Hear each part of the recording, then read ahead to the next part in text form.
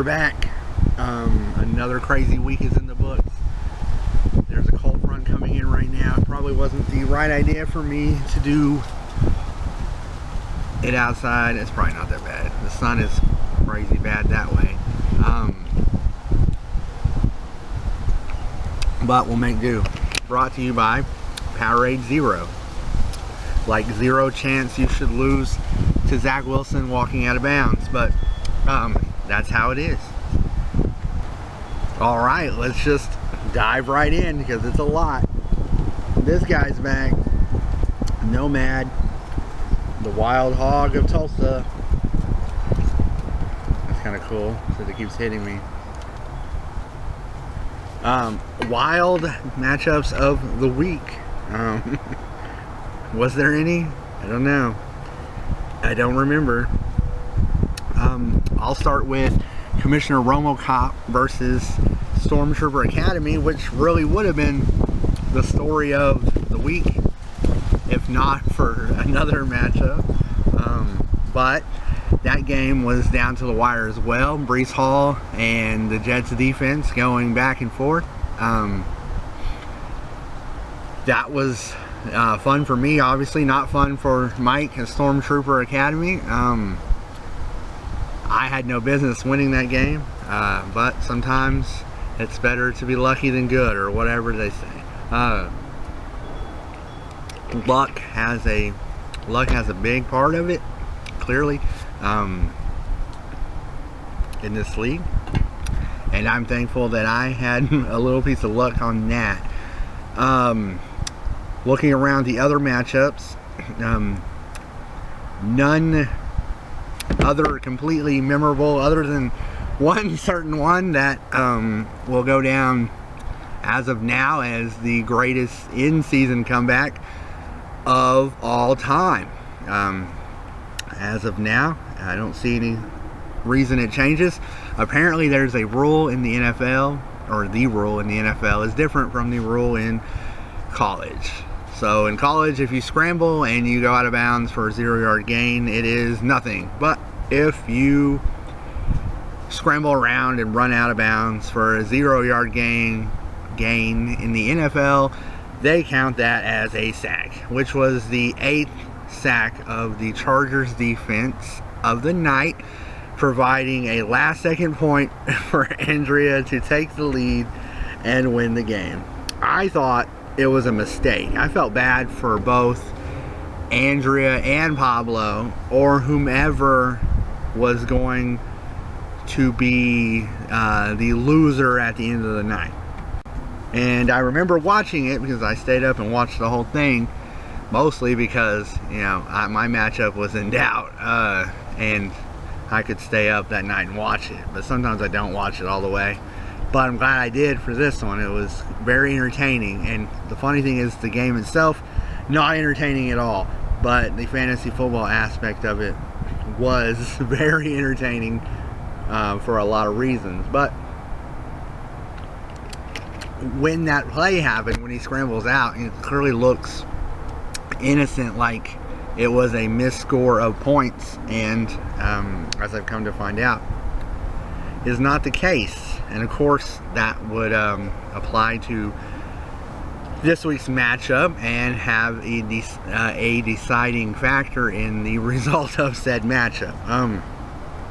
But when the play happened, I felt really bad because at that point I'm like, man, Andrea's gonna lose on a stat correction, and that's gonna suck to have to wake up the next day or two and it changes and you end up with a loss instead of a win, which has happened before. It's pointed out to me one other time where Andrea beat Kami in that manner. So I'm like, okay, it's just going to flip the karma back on it or something, because I thought, man, some dummies tallied it wrong. I wasn't aware of that rule.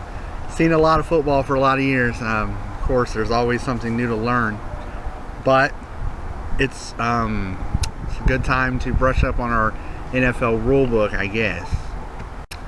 So anyways, a win is a win, all said and done. A fantastic win. it is time to celebrate Princess Meow Meow, Andrea. She definitely pulled that off by the tiniest of margins. It really is super impressive. You do not expect at all to be down to a defense versus an above average quarterback on the last game with the lead. If you have the quarterback and you have the lead in the matchup, I would think most of the time you're going to win going away. And if things get dicey, then maybe you win close, but not to the point where the defense totally takes on the comeback and wins the game in the final seconds. That's the way it shook out. It's crazy. It's highly improbable. I'm not taking anything away from anybody at all. It is a gigantic collapse. I mean, it's going to be very hard to top that for anybody. But, I mean, history was made this past weekend in a good way, in a not so good way.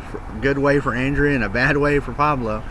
But that's how those things go. I would have bet you money that before the matchup started that the player possessing the quarterback would probably pull the win off. Plus points and the quarterback, I probably would have lost money on that bet. I mean, how many times out of 100 is that going to happen? Maybe 99 times out of 100, that scenario is going to go the quarterback's way. But it certainly can happen. We've had crazy matches in the regular season. The Tyreek Hill Mexico City game, the Phantoms and Dust Till Dawn, when James needed 2 points on a Monday night. It's always Monday night. And then Tyreek Hill got hurt and got a 0.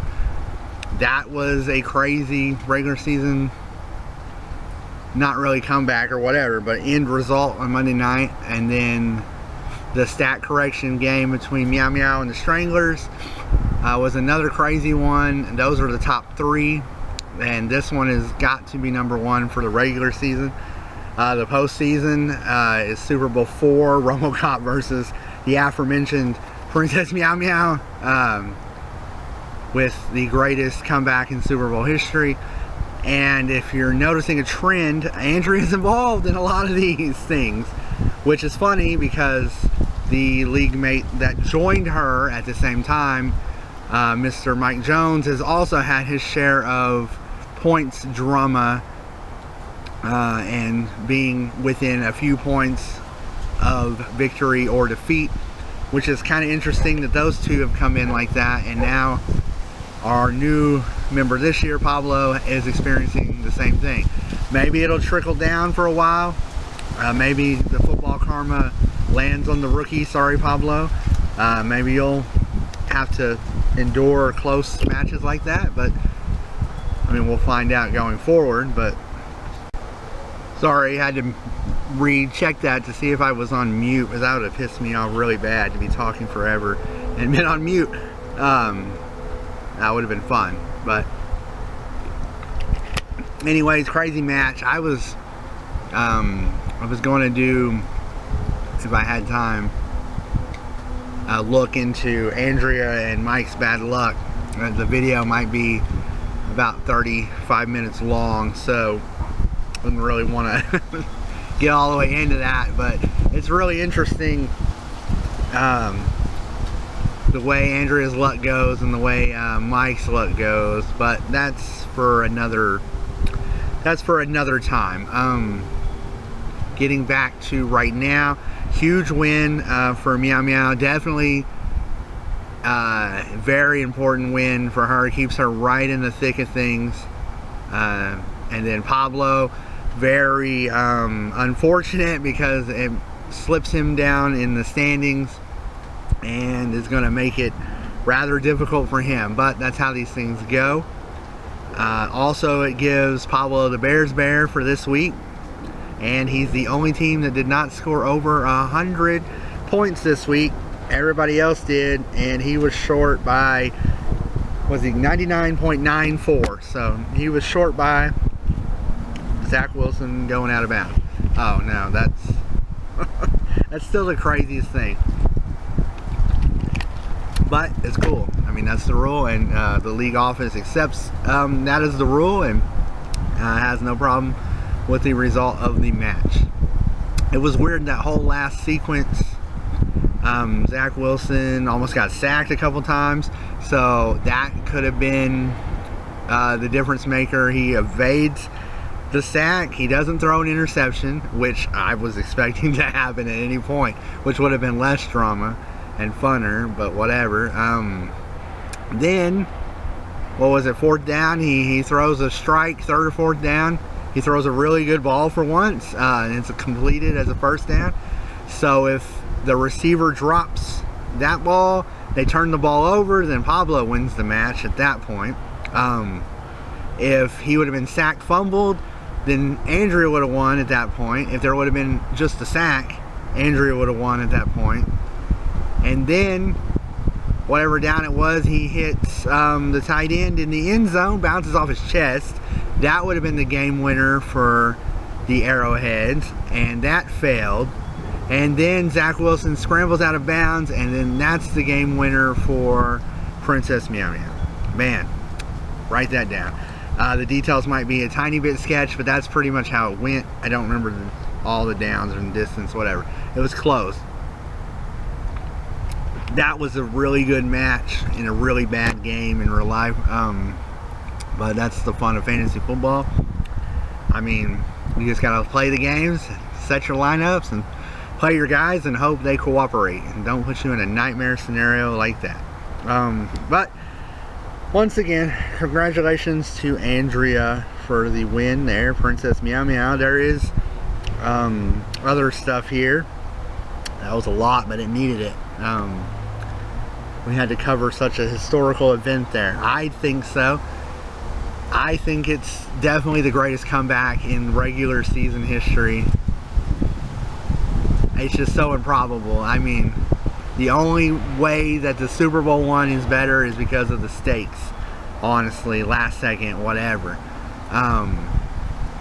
But per the regular season, for my knowledge, it's definitely the top. I mean, you can't beat that. It probably will never be beaten. But you never know. That's why we play this thing out.